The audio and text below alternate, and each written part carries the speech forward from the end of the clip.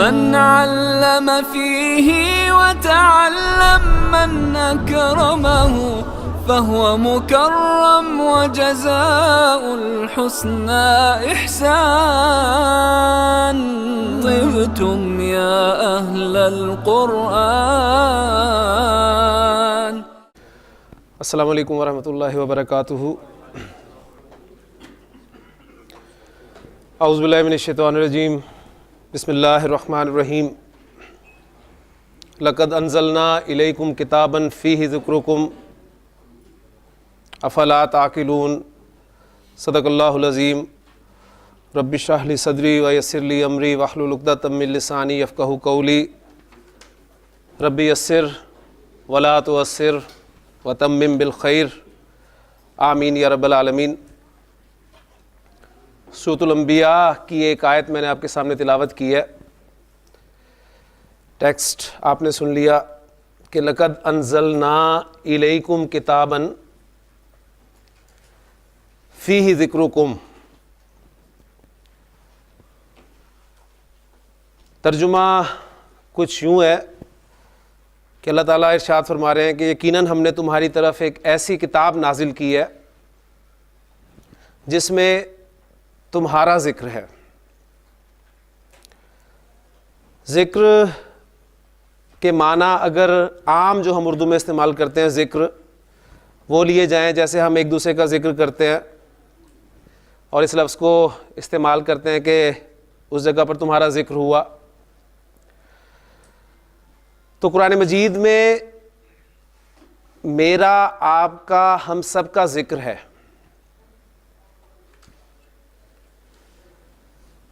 اور اگر ذکر کے معنی نصیحت کے لیے جائیں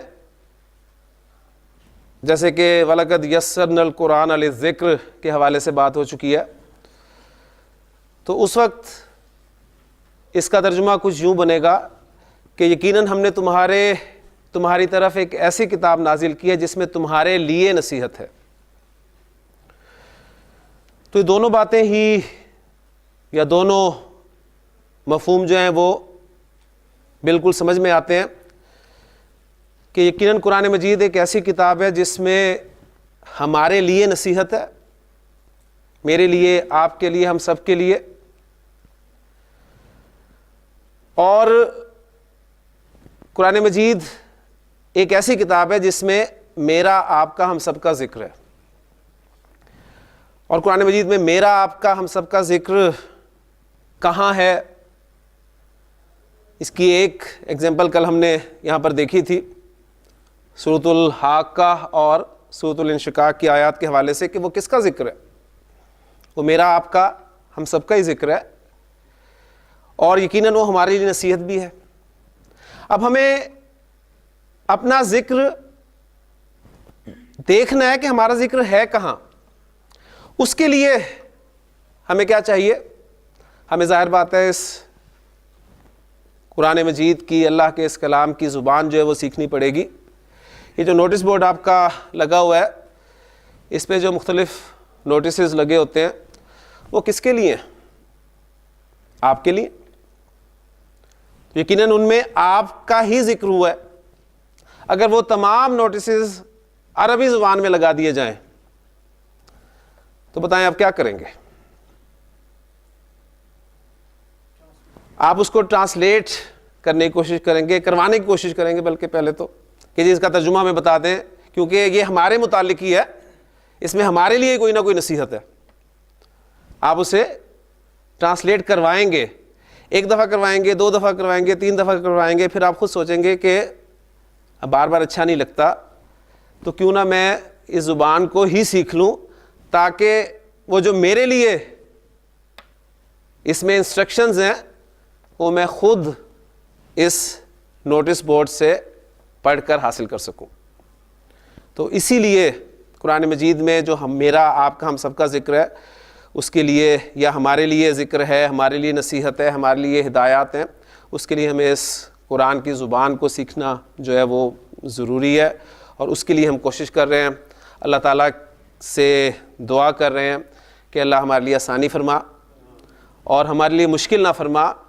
اور یہ جو 4 ماہ کا اس وقت آپ کو بہت لمبا کورس لگ رہا ہوگا کہ 4 ماہ، لیکن یقین مانیے 4 ماہ ایسے گزریں گے کہ آپ کو پتہ بھی نہیں چلے گا، اور ان 4 ماہ کے بعد پھر آپ ان 4 ماہ کو ہمیشہ مس کریں گے۔ تو اللہ تعالیٰ سے دوبارہ دعا کرتے ہیں کہ رب یسر ولا تعسر وتمم بالخیر۔ ابھی تک ہم نے جو کچھ پڑھا ہے اس کو تازہ کر لیں۔ ہم نے ابتدا کی ہے حروف الہجا سے، اور حروف الہجا کی تعداد ہمارے سامنے آئی ہے 28 یا 29، 3 بنیادی حرکات، 1 علامت سکون۔ ابھی تک مجھے جس چیز کی ضرورت ہے میں نے وہی آپ کو پڑھایا ہے، جو چیزیں آتی جائیں گی آگے میں انشاءاللہ ایڈ کرتا جاؤں گا۔ اس دوران حمزہ اور الف کا فرق، وہ جو 28 اور 29 حروف کا اختلاف ہے، اس حوالے سے ہمارے سامنے حمزہ اور الف کا فرق بھی آ گیا۔ پھر پہلا فارمولہ جو ہم نے پڑھا تھا وہ یہ تھا کہ حروف اور حرکات کے ملنے سے لفظ بنتے ہیں۔ پھر لفظ کی 2 اقسام ہمارے سامنے آئی تھی، با معنی اور بے معنی۔ با معنی لفظ کو ہم نے کلمہ کہا تھا، اور پھر کلمہ کی ہم نے 3 اقسام دیکھی تھیں، اسم، فعل اور حرف۔ اس کے بعد ہم نے ان کی مختصر ڈیفینیشنز جو ہیں وہ اپنے سامنے رکھی تھی کہ ہمارے پاس جو معلومات ہیں ان 3 کیٹیگریز کے حوالے سے وہ کیا ہیں، تو الحمدللہ وہ ہمارے سامنے آ گئی تھی۔ پھر ہم نے باقاعدہ اسم کو شروع کیا تھا، اور اسم کے بارے میں پہلی بات جو ہمارے سامنے آئی تھی وہ یہ آئی تھی کہ عربی زبان میں کسی اسم کو صحیح طریقے سے سمجھنے کے لیے اسے جملے میں کسی ترکیب میں استعمال کرنے کے لیے، چاہے وہ بولنے میں ہو چاہے وہ تحریر میں ہو، مجھے اس کے بارے میں 4 باتیں معلوم ہونی چاہیے۔ وہ 4 باتیں کون کون سی ہیں؟ جنس کا مجھے پتہ ہونا چاہیے، اور جنس سے مراد اسم کا مذکر یا مؤنث ہونا ہے۔ مجھے پتہ ہونا چاہیے کہ میں ایک اسم کو اردو سے عربی جملے میں ٹرانسلیٹ کرتے وقت استعمال کر رہا ہوں، تو اس اسم کا عربی زبان میں استعمال جنس کے اعتبار سے کیا ہے، اس کا استعمال مذکر ہے یا مؤنث ہے، اور مذکر مؤنث میسکولین فیمنن یہ آپ بچپن سے پڑھتے آ رہے ہیں اردو اور انگریزی گرامر میں، تو انشاءاللہ تعالیٰ اب عربی میں آپ کے سامنے جو ہے یہ کانسیپٹ آئے گا اور تفصیل سے ہم اس کو پڑھیں گے۔ پھر ہمیں اسم کے حوالے سے جو دوسرا پہلو اس کا معلوم ہونا چاہیے وہ ہے عدد کا، اور عدد سے مراد نمبر یعنی واحد جمع، یعنی اردو میں ہم واحد جمع، انگریزی میں سنگولر پلورل، لیکن عربی میں عدد جو ہیں وہ 3 ہیں۔ تفصیل سے ہم پڑھیں گے جب ہم اس ٹاپک کو شروع کریں گے، لیکن عربی زبان میں 1 کے لیے واحد استعمال ہوتا ہے، 2 کے لیے مثنیٰ، ٹھیک ہے۔ اس وقت جب میں آپ کو پڑھاؤں گا مثنیٰ تو پھر بتا دوں گا تثنیہ اور مثنیٰ کے حوالے سے، بہرحال آپ اسے تثنیہ بھی کہہ سکتے ہیں، اور 2 سے زیادہ کے لیے عربی زبان میں 3 کا جمع کا جو عدد ہے وہ استعمال کیا جاتا ہے۔ اس کے بعد تیسری چیز جو تھی اسم کے حوالے سے وہ تھی اسم کی وسعت، اور وسعت ویسے آپ کو لفظ مشکل لگے گا، لیکن جب میں نے آپ کے سامنے 2 الفاظ رکھے تھے کہ اسم کا نکرہ یا معرفہ ہونا، اور نکرہ معرفہ سے مراد ڈیفینٹ یا انڈیفینٹ ناؤن ہے، تو بات بالکل کلیئر ہوگی۔ تو جب تک مجھے اسم کا نکرہ یا معرفہ ہونا پتہ نہیں چلے گا، میں اس اسم کو جملے میں صحیح طریقے سے استعمال نہیں کر سکتا۔ اور یہ ٹرم جو وسعت کی استعمال کی گئی وہ اس لیے کی گئی ہے کہ نکرہ اسم کی وسعت بہت زیادہ ہوتی ہے۔ آپ سب مرد ہیں، لیکن آپ میں سے اسماعیل کتنے ہیں؟ آپ میں سے زید کتنے ہیں؟ آپ میں سے ابراہیم کتنے ہیں؟ تو مرد وسعت زیادہ ہے، لیکن آپ دیکھیں گے کہ زید آپ میں سے شاید کوئی ایک آدھا نکل آئے اور شاید نہ آئی ہو۔ تو اسم کی وسعت کے اعتبار سے یعنی اس کے نکرہ یا معرفہ ہونے کے اعتبار سے بھی جو مجھے پتہ ہونا چاہیے۔ اور چوتھی اور سب سے اہم چیز اسم کے بارے میں جو مجھے پتہ ہونی چاہیے وہ ہے اسم کا اعراب۔ اور اعراب جیسے ہی میں آپ کے سامنے لفظ بولوں گا، آپ کے ذہن میں فوری طور پہ جو چیز آئے گی وہ آئے گی حرکات. اس لیے کہ ہم جو سوال حل کرتے آئے ہیں ابھی تک, جو ہمارے پیپرز میں آیا کرتا تھا کہ اعراب لگائیے, تو ہم کیا کرتے تھے, یہی حرکات ہی لگاتے رہتے تھے اور سوال میں 10 نمبر جو ہے پورے لیتے آئے تھے. لیکن یہاں پر ہمیں اپنا کنسیپٹ جو ہے وہ ذرا چینج کرنا پڑے گا کہ زیر زبر پیش اصل میں حرکات ہیں. اعراب کیا ہے پھر؟ تو آج ہم اعراب سے ہی شروع کر رہے ہیں, اس لیے کہ جنس مذکر مؤنث ہونا, واحد جمع ہونا, نکرہ معرفہ ہونا, اس کے بارے میں ہمیں اردو انگریزی میں کچھ پتہ ہے, لیکن اعراب کے حوالے سے جو ہمارا کنسیپٹ تھا اردو میں اسے ہم نے درست کرنا ہے. اور اعراب اصل میں ہے کیا, انشاءاللہ تعالی آپ کو ابھی سمجھ میں آ جائے گا. اعراب جو ہے اصل میں اسم کی 3 حالتوں کو بیان کرنا ہے. اسم کا سٹیٹس ہے, اسم کی جملے میں یا کسی ترکیب میں حیثیت ہے. اب یہ اسم کا سٹیٹس ہے, حیثیت ہے, اس سے کیا مراد ہے, اس کے لیے ہمیں تھوڑا سا جو ہے وہ بورڈ پر جا کر تفصیل سے سمجھنا پڑے گا. تو انشاءاللہ تعالی آج آپ کو یہ اعراب کا مسئلہ بھی حل ہو جائے گا. اور قرآن مجید سمجھنے کے لیے یا عربی زبان سمجھنے کے لیے سب سے اہم جو پورشن ہے ذہن میں رکھیے گا کہ وہ اعراب کا ہے. اگر آپ کو اعراب سمجھ میں آ گیا تو انشاءاللہ تعالی آپ کو قرآن مجید کا بہت بڑا حصہ سمجھ میں آ جائے گا. انتہائی دلچسپ ہے, اور آج آپ محسوس کریں گے کہ واقعی ہم عربی اب جو ہے وہ پڑھنی شروع کر رہے ہیں. ابھی تک تو 2 دنوں میں ہم نے اپنی وہی چند جو باتیں ہمارے علم میں پہلے تھیں ان کو ہی تازہ کیا. تو آج ہم آغاز کر رہے ہیں اعراب سے. اعراب جیسے کہ میں نے کہا کہ اسم کا سٹیٹس ہے, کسی جملے میں اسم کس حیثیت سے استعمال ہو گیا. تو اس حوالے سے آپ الحمدللہ انگریزی میں اس چیز کو جانتے ہیں. انگریزی زبان میں آپ نے ایک لفظ پڑھا ہوا ہے انگریزی گرامر میں, کیس. ناؤن کے جو ہیں وہ 3 کیس ہیں, ایک سبجیکٹو کیس, ایک آبجیکٹو کیس اور ایک پوزیسو کیس. ٹھیک ہو گیا کہ زید ہیلپڈ حامد. اس جملے میں 3 الفاظ ہیں اور میں امید کرتا ہوں کہ آپ سب اس جملے کو ٹرانسلیٹ کر سکتے ہیں اردو میں بڑی آسانی کے ساتھ. ہاں جی, کیا ترجمہ ہوگا اس کا؟ زید نے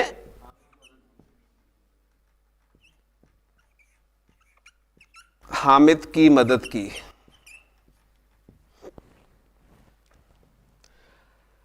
اس جملے میں زید نے حامد کی مدد کی. آپ کو کیسے پتہ چلا کہ مدد کرنے والا زید ہے اور جس کی مدد ہو رہی ہے وہ حامد ہے؟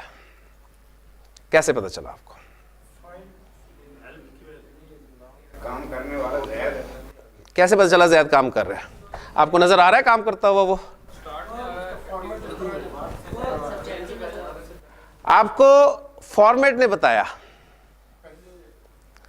آپ کو انگریزی میں بتایا گیا کہ جو سبجیکٹ ہوتا ہے وہ شروع میں آتا ہے اور آبجیکٹ جو ہے وہ بعد میں آتا ہے. ایسی ہے نا, آپ کو ایک فارمیٹ بتا دیا گیا. اس لیے آپ نے اس جملے سے اندازہ یہ لگایا کہ زید نے حامد کی مدد کی ہے. اچھا, ٹرانسلیشن آپ نے مجھے بتائی کہ زید نے حامد کی مدد کی. اس اردو جملے میں آپ کو کیسے پتہ چل رہا ہے کہ زید حامد کی مدد کر رہا ہے؟ کیا اس میں بھی ہم اسے ہی سامنے رکھیں گے کہ زید چونکہ پہلے آ رہا ہے اس لیے وہ مدد کر رہا ہے اور حامد بعد میں آ رہا ہے اس لیے مدد کر رہا ہے؟ کیونکہ دیکھیں نا, میں اس جملے کو تھوڑا چینج کرتا ہوں آپ کے سامنے.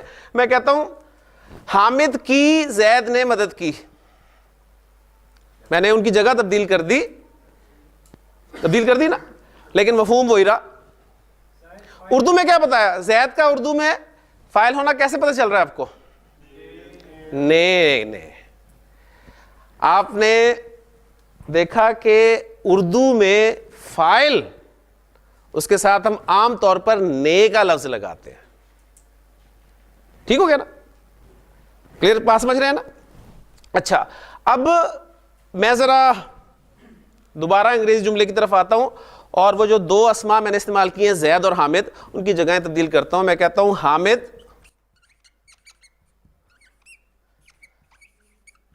ہیلپڈ زید.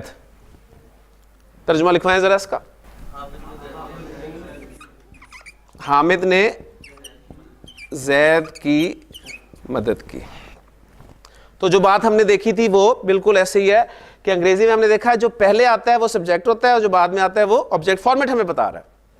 اردو میں ہم نے دیکھا کہ اب نے کس کے ساتھ لگ گیا؟ حامد کے ساتھ لگ گیا, لہٰذا اب وہ کام کرنے والا ہو گیا. کلیئر ہو گئی نا بات؟ اچھا اب میں تیسرا جملہ آپ کے سامنے لکھ رہا ہوں.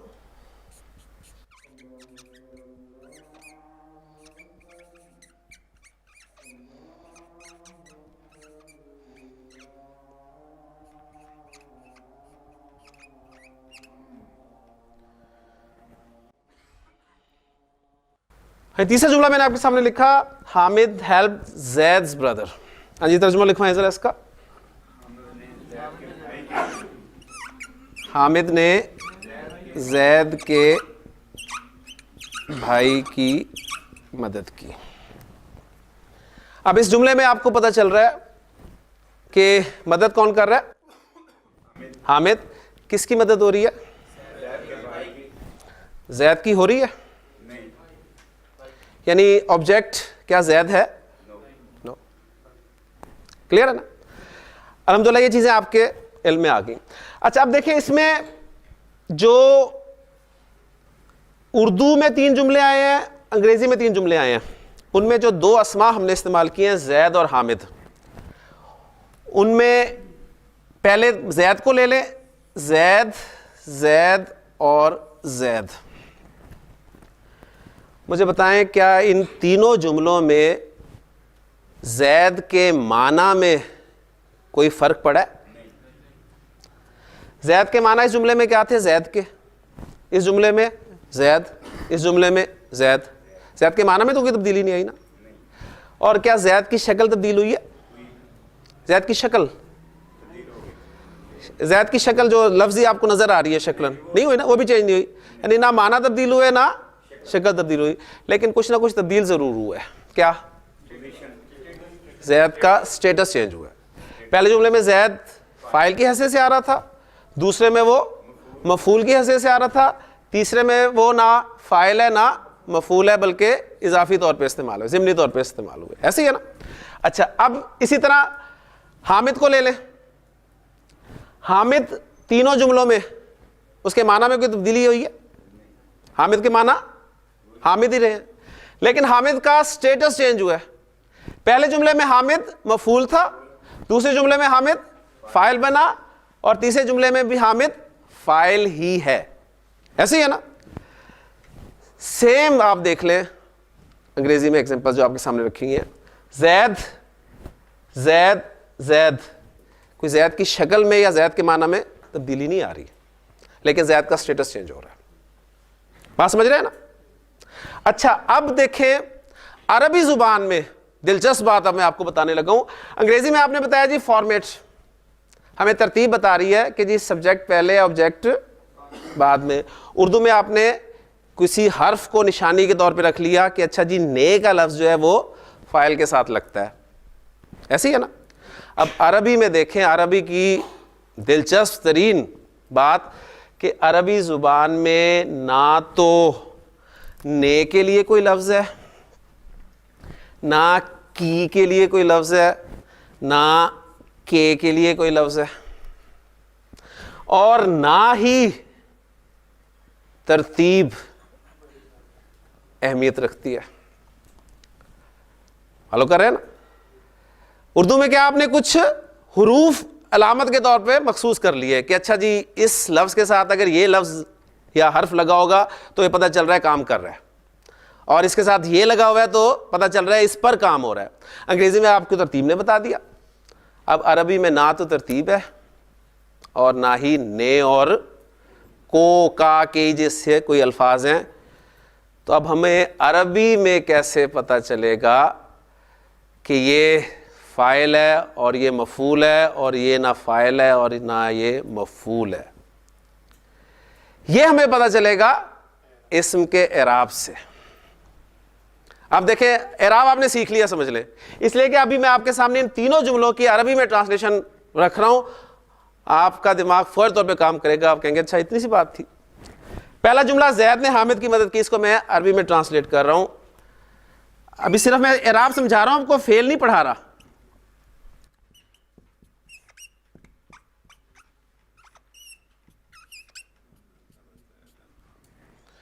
نصر زید حامدن. دیکھیں تین لفظ استعمال ہوئے ہیں، زید، حامد اور مدد کی. کوئی نیک ہو کے لیے لفظ نہیں ہے. ٹھیک ہے، اگر میں اس جملے کو ایسے کر دوں نا نصر حامدن زیدن، تو میں نے ان کی جگہ بھی بدل دی. ٹھیک ہے، یا میں زید کو شروع میں لے جاؤں زیدن نصر حامدن، جگہ بھی بدل دی لیکن معنی وہی رہیں گے. انگریزی میں آپ اتنی آسانی سے جگہ نہیں بدل سکتے. ٹھیک ہو گیا. اچھا دوسرے جملے کی عربی لکھ رہا ہوں.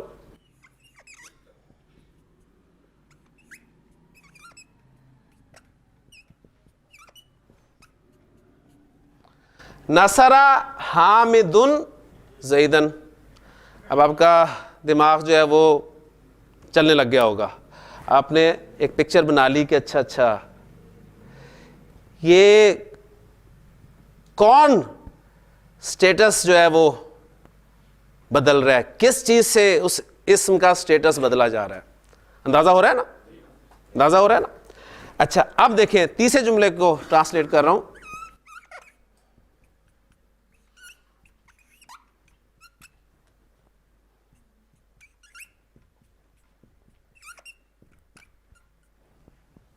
نصر حامد اخا زید.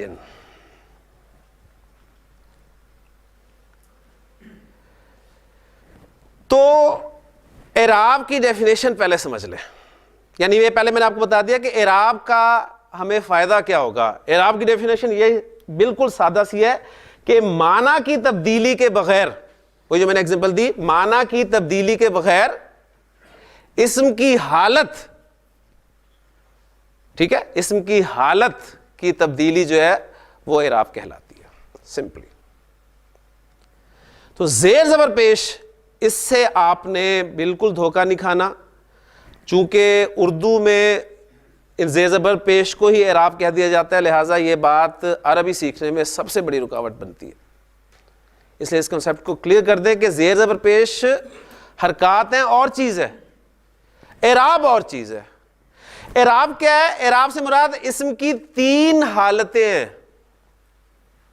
اعراب سے مراد اسم کی تین حالتیں ہیں، بالکل اسی طرح جس طرح جنس کے اعتبار سے اسم کی دو صورتیں ہوتی ہیں نا، یا وہ مذکر ہوگا یا مؤنث ہوگا. عدد کے اعتبار سے اسم تین صورتوں میں ملے گا، یا وہ واحد ہوگا یا مثنیٰ ہوگا یا جمع ہوگا. وسعت کے اعتبار سے اسم دو صورتوں میں آپ کو ملے گا، یا وہ نکرہ ہوگا یا پھر معرفہ ہوگا. اسی طرح اعراب کے اعتبار سے اسم جو ہے آپ کو تین حالتوں میں ملے گا. وہ تین حالتیں ان کے نام کیا ہیں؟ اب وہ میں نام آپ کے سامنے جو ہے بورڈ پر لکھنے لگا ہوں.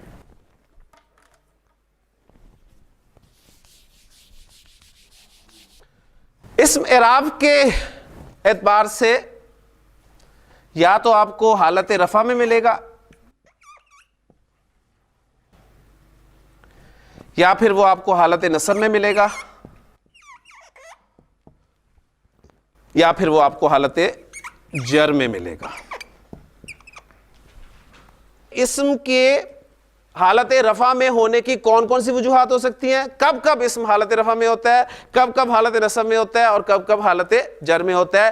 لیکن اس کے لیے ہمیں سب سے پہلے یہ دیکھنا ہے کہ اسم جب ان تین حالتوں میں ہوتا ہے تو انگریزی اور اردو میں تو اس کی شکل چینج نہیں ہوتی تھی، ایسے ہی نا. تین کیس، انگریزی میں زید چاہے نومینیٹو کیس میں رکھوں، چاہے آبجیکٹو کیس میں رکھوں، چاہے پوزیسو کیس میں رکھوں، میں نے زید کے ساتھ ہی اسے شو کیا. اردو میں نے اسے فاعلی حالت میں رکھا، مفعولی حالت میں رکھا یا اضافی حالت میں رکھا، میں نے اسے زید کے طور پہ رکھا. لیکن عربی میں آپ نے دیکھا اس زید کے لفظ میں تبدیلی آ گئی. ٹھیک ہے نا، زید کے لفظ میں تبدیلی آ گئی. اب ہمیں یہ سمجھنا ہوگا کہ وہ کوئی بھی اسم جب ان تین حالتوں میں استعمال ہوتا ہے تو حالت رفع میں وہ کیسا دکھتا ہے, حالت نصب میں وہ کیسا دکھتا ہے, اور حالت جر میں وہ کیسا دکھتا ہے. تو اس حوالے سے اب ہم مختلف اسماء کو انشاءاللہ تعالی پریکٹس میں لائیں گے. لیکن ایک اہم بات میں آپ کو بتانا چاہوں کہ آپ کے جو اسماء ہیں ان میں سے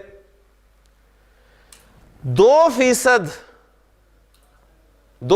تقریباً 2% اسماء ایسے ہیں جو ان تینوں حالتوں میں ایک ہی رہیں گے, صرف 2%.